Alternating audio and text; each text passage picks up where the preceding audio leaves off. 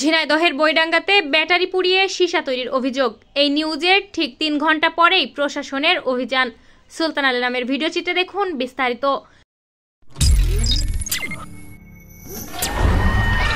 ৬ March ২০২৫ ইংরেজি বুধবার দুপুর ১টায় ৩টি পেজে প্রকাশিত হয় সীসা কারখানার নিউজ। ঝিনাইদহের সংবাদ, বর্তমান ঝিনাইদহ টিভি ও এপি বাংলা নিউজে অবৈধ সীসা কারখানার নিউজ প্রকাশ করলে ঠিক ৩ ঘন্টা পরেই সঠিক নজরদারিতে সীসা কারখানায় অভিযান চালিয়েছেন ঝিনাইদহ জেলা পরিবেশ অধিদপ্তর। ঝিনাইদহের সাগানা ইউনিয়নের বৈডাঙ্গা এলাকায় একটি পরিত্যক্ত ইটভাটা স্টার 2-তে অবৈধভাবে ব্যাটারি পুড়িয়ে সীসা তৈরি করা হচ্ছিল বলে অভিযোগ উঠেছে। এ ধরনের কার্যক্রম পরিবেশ ও মানব স্বাস্থ্যের জন্য মারাত্মক হুমকি সৃষ্টি করতে পারে বলে আশঙ্কা করছেন স্থানীয় বাসিন্দারা। বিষয়টি নিউজের মাধ্যমে জানাজানি হলে স্থানীয় বাসিন্দারা প্রশাসনের দৃষ্টি আকর্ষণ করেন এবং দ্রুত ব্যবস্থা নেওয়ার দাবি জানান। অভিযোগের ভিত্তিতে ঝিনাইদহ জেলা পরিবেশ অধিদপ্তরের সিনিয়র কেমিস্ট মোহাম্মদ মুনতাসির রহমান ও নির্বাহী ম্যাজিস্ট্রেট নওশিনা রাফিন অভিযান পরিচালনা করেন। অভিযানে বিপুল পরিমাণ পুরনো ব্যাটারি ও ১৩টি দেশীয় অস্ত্র জব্দ করা হয়। বাংলাদেশ পরিবেশ দূষণ সংরক্ষণ আইন ২০২২-এর ৮ ধারায় নিয়মিত মামলা করা হয়েছে বলে নিশ্চিত করেছেন সংশ্লিষ্ট কর্মকর্তারা। অভিযানের ফলে অবৈধ এই কার্যক্রম বন্ধ করা হয়েছে এবং ভবিষ্যতে এমন কর্মকাণ্ড প্রতিরোধে কঠোর ব্যবস্থা নেওয়ার আশ্বাস দিয়েছেন প্রশাসনের কর্মকর্তারা।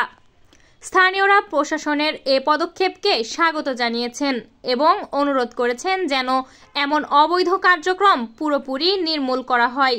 এই সীসা কারখানার কারণে সাধারণ জনগণের কি ধরনের ক্ষতি হতে পারে সেটা জানাবো আমরা ঝিনাইদহ জেলা পরিবেশ অধিদপ্তরের সিনিয়র কেমিস্ট মোহাম্মদ মুনতাসির রহমান সাহেবের কাছ থেকে। লেড অক্সাইড একটা ভারী ধাতু, এটা বাতাসে সরাসরি নির্গমনের ফলে খুব কাছাকাছি এটা উপরে যেতে পারে না, সরাসরি আবার জায়গায় যদি কোনো আপনার পুকুর নদী বা কোনো কিছু থাকে এটা পানির সাথে পানির সংমিশ্রণেও যেতে পারে। পানির সংমিশ্রণে গেলে পানির সাথে যারা মানে পানির বসবাসকারী যে প্রাণীগুলো সেগুলো অতিমাত্রায় ক্ষতিগ্রস্ত হয়, মারা যায় সরাসরি। এটা মানুষ যদি ব্যবহার করে এবং ব্যবহার না, এটা আবার যদি হঠাৎ বৃষ্টির মাধ্যমে এটা অ্যাসিড রেইন হয়ে যায় এবং এটা যদি কোনো এগ্রিকালচার ইসের উপরে পড়ে, ফসলের উপর পড়ে, তখন এটা অ্যাসিড রেইন হিসেবে মনে করেন যে ফসলগুলো ক্ষতিগ্রস্ত হয়, মাটি সয়েল এর কোয়ালিটি নষ্ট হয়ে যায়, এর বহুমাত্রিক ক্ষতিকর আছে। এবং যারা সরাসরি কাজের সাথে জড়িত তাদের প্রচুর হেলথ হ্যাজার্ড রয়েছে এখানে।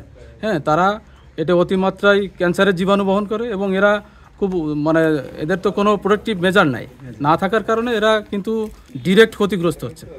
এরা মৃত্যুর দিকে ধাবিত হচ্ছে, এরা কিন্তু জানতেছে না বিষয়গুলো। এটা জনস্বাস্থ্য এবং জনস্বার্থ বিবেচনায় এই প্রতিষ্ঠানগুলো মানে খুবই মনে করেন যে পরিবেশের জন্য ক্ষতিকর। এই বিবেচনায় আমাদের যে বায়ু দূষণ নিয়ন্ত্রণ বিধিমালা ২০২৩ রয়েছে, সে আলোকে আমরা এখানে অবৈধ প্রতিষ্ঠানের উপর আমরা আইনগত ব্যবস্থা গ্রহণ করতেছি।